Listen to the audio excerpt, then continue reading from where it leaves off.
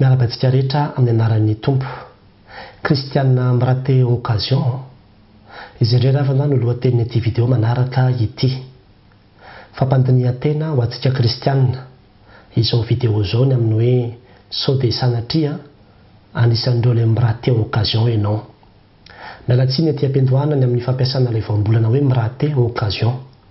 Satria marobetsika ny sarom-piaro amin'ny fampiasana ny teny malagasy ary tena marina izany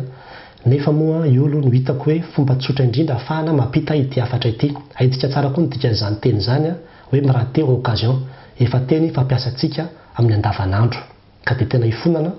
ny amin'ireo olona izay sarom-piaro amin'ny teny malagasy ireo. Ny baiboly ravana dia miresaka tantara marobe mihitsy amin'ity hoe miraté occasion ity. Ohatra fotsiny Genesis 5:20 tantaran'i Jakoba sy Esau. Esau no zokiny ary tompo-pahasoavana manokana izay nomen'Andriamanitra azy izany. Nefa dia indray maka avy nandeha nihaza izy nona reraka avy any dia nangataka sakafo tamin'ny zandriny. Dia hoy ilay zandriny manao hoe amidio amiko aloha ny fisokianao. Dia hoy Esau, indro ho faty aho ka mahasoa inona izay fisokiana. Tena no ama-ivaniny no tsy nitsoniaviny ilay fahasoavana izay nomen'Andriamanitra azy ao anatin'izany. Tahaka ny hoe olona ho faty ihany ka atao inona moa izany fa dia sakafo aloha izao no mahamaika ka dia aminao anany sakafo ary fa dia amidiko aminao ilay izy. Nanao vava ren'Andriamanitra, tena votsitra teo anatrehany tokoa io fizokiana io ary dia taty aoriana nanenina izy, nanenina tongotra aman-tanana. Ry havana, miraté occasion Esau ary tena fampandinihan-tena ho antsika izany. Tsy hitany ilay sarobidin'ilay fahasoavana ka natakariny sakafo iray vilia fotsiny ihany. Tahaka izay koa aty amin'ny testamenta vaovao tantaran'i Jerosalema any amin'ny Luka 7:10. Tena nitomany Jesosy rehefa nanakaiky an'io tanàna io satria io tanàna io dia tanàna tena tian'Andriamanitra, novidian'Andriamanitra, niangaran'Andriamanitra raha izay no azo atao amin'ny tanàna rehetra mihitsy. Misy ny tempoly ary io Jerosalema io raha mbola hoe raha toriana ny filazantsara dia mbola hoe Jerosalema aloha izay vao Jodia. Mbola ao no manomboka ny fitoriana ny filazantsara. Io ilay nambaran'ny tenin'Andriamanitra hoe ry Jerosalema izay mamono ny mpaminany izay efa nirahana tao aminao. Impiry moa ny efa tahambombanao tahaka ny fambomba ny reneko ny zanany fa tsy nety ianao. Niala nenina foana tamin'io tanàna io Andriamanitra ary amin'io fotoana resahan'i Jesosy io Luka 7:20 dia ilay Andriamanitra mihitsy, ilay zanak'Andriamanitra mihitsy no mamangy an'io tanàna io. Fa tsy hitany izany, tsy fantany izany, tsy tsapany izany. Hoy Jesosy tompo manao hoe raha mba mahafantatra matsy ianao na dia amin'ity andro ity ihany aza ny amin'ny atao hoe fiadanana fa indro ankehitriny miafina amin'ny masonao izany. Ny olona rehefa miraté occasion dia izay mihitsy, mandalo eo anatrehany mihitsy ilay fahasoavana, eo anatrehany mihitsy ilay izy fa tsy hitany, tsy tsapany. Ary hoy izy manao hoe satria tsy tsapanao izany ilay fiadanana dia ho avy aminao ara izany ny kirotana.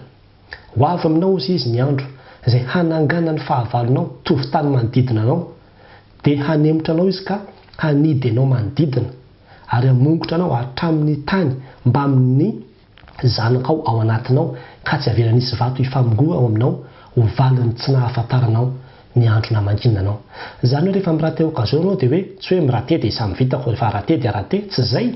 fa tena misy valiny io, ho valiny tsy nahafantaranao, izany hoe valian'Andriamanitra ianao noho ny amin'izay hoe fanamavonao ny fahasoavana izay fanomen'Andriamanitra anao izay. Tsy hitanao ilay izy, tsy fantatrao ilay izy, tsy nisokatra ny masonao natao anatin'izany rehetrarehetra izany, tsy noraisinao izay azo lazana azy koa dia misy valiny izay zavatra izay. Ary izany ro andravana dia te hitaona ny saintsika tsiraray avy fa tena be dia be ny olona miraté occasion. Ohatra fotsiny, misy ankizy manana ray aman-dreny izay tena mbola vonona mpianatra nefa dia mijanona tsy mianatra tsotra izao fotsiny, mihina amin'ny akamoana, varim-bahina amin'ny zavatra tsy misy dikany. Mbola haneny ny reny ankizy ireny any aoriana any satria maninona? Miraté occasion. Misy ny olona salama, tsy mahatsapana sarobidin'izay fahasalamana izay mihitsy raha tsy efa ny ambony fandriana ny hopitaly fa dia miriharihy fotsiny amin'izao tsy mahay misaotra an'Andriamanitra, tsy mankasitraka, tsy mahay mianoka mandray an'izay fahasoavana izay ho tena fahasoavana fa tonga amin'ny fomba fiteny hoe take it for granted. Ohatran'ny hoe mieritreritra hoe zavatra efa tsy maintsy voaray fotsiny izany, mandehandeha ho azy fotsiny izany,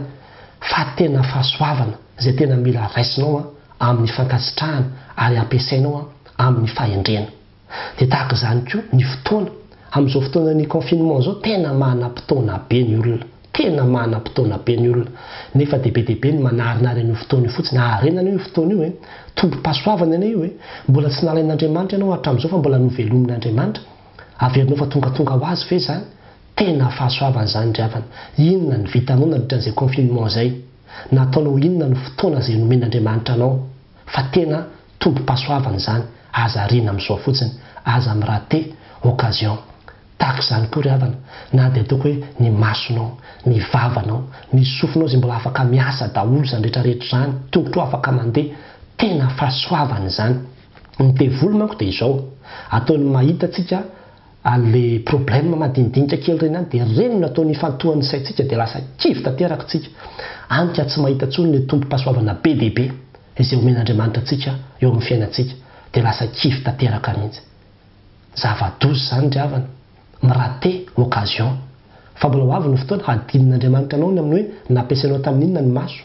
ny sofina ny vava izay nomeko anao araka ny tokony ho izy ve dia tahaka izany koa na dia izao toriteny tonga aminao zao ary tombo-pasoavana ane zao tsy ny olona rehetra ane mahainao zao toriteny zao tsy ny malagasy rehetra fa ianao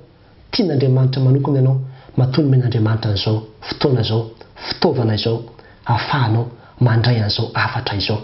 tena ararotinao ve zany ny soratra masina zay ampelantanantsika fahasoavana ane zany be dia be ry havana rehefa ho tany saina hoe fahasoavana zay omen'Andriamanitra atsika io na dia ny zanaka be dia be ny mangataka fa tsy mahazo indraindray manko tsika amin'ilay olana kelyn'ilay zanaka dia iny ny tena atao dridrangilo be eo fa tsy hitantsika mihitsy ilay albean'ilay fahasoavana zay omen'Andriamanitra atsika ary tena hoe zavatra ilaina eritreretiny zany diniana lalina amin'ny hoe sao dia mba mirate occasion ary aty fa tena be dia be ny olona mirate occasion ny amin'ny hoe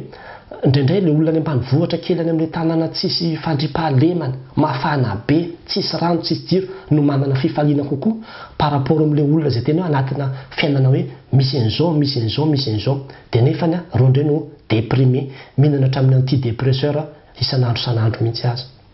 araroty raiso aoka ho tsapanao sokafy ny masonao angatao amin'Andriamanitra mihitsy mba hahitanao ny fahasoavan'Andriamanitra fa ny fahasoavana lehibe indrindra ry havana izay omen'Andriamanitra atsika dia Jesosy Kristy maro be no mirate an'io tena hoe fitiavan'Andriamanitra atolotr'Andriamanitra velona mihitsy ho anao hoe raiso Jesosy Kristy fa mbola alohan'ny olona ihany no maizina satria ratsy ny asany alohan'ny olona ihany ny zavatra ataony taloha ihany tsy te hiditra lalina amin'izany hoe fivavahana zany ny olona nefa dia tena fahasoavana zany dia mitady fiadanana izy fa tsy any amin'ny Jesosy ilay andrindra ny fiadanana izy no mitady an'izany fa any amin'ny zavatra fahafatesana izy no mitady an'izany mitady fiainana izy fa any amin'ny fahafatesana izy no mitady an'izany any amin'ny vola ve ny titavany ao an'izany ny zavatra rehetrarehetra zany nefa Jesosy mandondona ambaravarany fonao mirate occasion tena be dia be ravana no mirate occasion ary misy fiatraikany io misy vokany io nenina mandrakizay zany ny vokatry ny hoe mirate occasion satria nahoana hitantsika tsara fa misy fotoana ao anatin'ny soratra masina nanao fanoharana Jesosy amin'ny hoe talenta nomena talenta zao ho avy ny fotoana ho adinin'Andriamanitra aminao nampiasainao tamin'inona ilay talenta dia fantatsika tsara ny toen'ny tantariny fa amin'ny hoe natsipy tany amin'ny fikotrohanify ilay olona izay tsy nampiasa ny talentany tena mila fandinihan-tena ry havana izao fotoana iainantsika izao be loatra ny occasion verivery fotsiny ary ny devoly koa mamelivily ny saintsika tsy hahita ny fahasoavan'Andriamanitra io ary dia lasa mifantoka amina problème ny olona amin'izao mifantoka amin'ny zavatra tsy misy dikany tsy mahatsapa tsony hoe na dia ny fahafahako mbola manetsika ny tanako ary dia efa fahasoavan'Andriamanitra na dia ny fahafahako mbola mifoka ny rivotra io tsy mianana difficulté respiratoire dia efa mbola fahasoavan'Andriamanitra zany ny zavatra rehetra tena hoe rehefa tena hitan'ny masonao amin'ny masom-panahy dia tena fahasoavan'Andriamanitra daholo zay tokony hisaorantsika sy hanomezantsika voninahitra n'Andriamanitra ary raisintsika amin'ny fifaliana sy amin'ny fiadanana mihitsy ny zavatra rehetrarehetra dia tena mandasa antsika androany angatao ny fanahin'Andriamanitra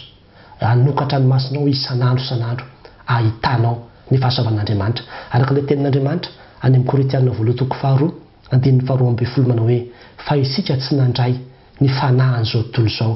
fa ny fanahy izay avy amin'Andriamanitra mba ho fantatsika izay zavatra nomen'Andriamanitra atsika tena maro be ny zavatra izay nomen'Andriamanitra anao maro be fa aza dia hoe io le problème sy ilay zavatra kely tsy ananao io foana no atao dridrangilo amin'ny vavaka izay atao fa tena jerevo masom-panahy reo le fahasoavana be dehibe ireo aza amin'ny raha teo occasion fa tena ampiasao raiso iaino hifalio fa tombo-pahasoavana fitiavana manokana homen'Andriamanitra anao zany ho an'Andriamanitra ny voninahitra amen.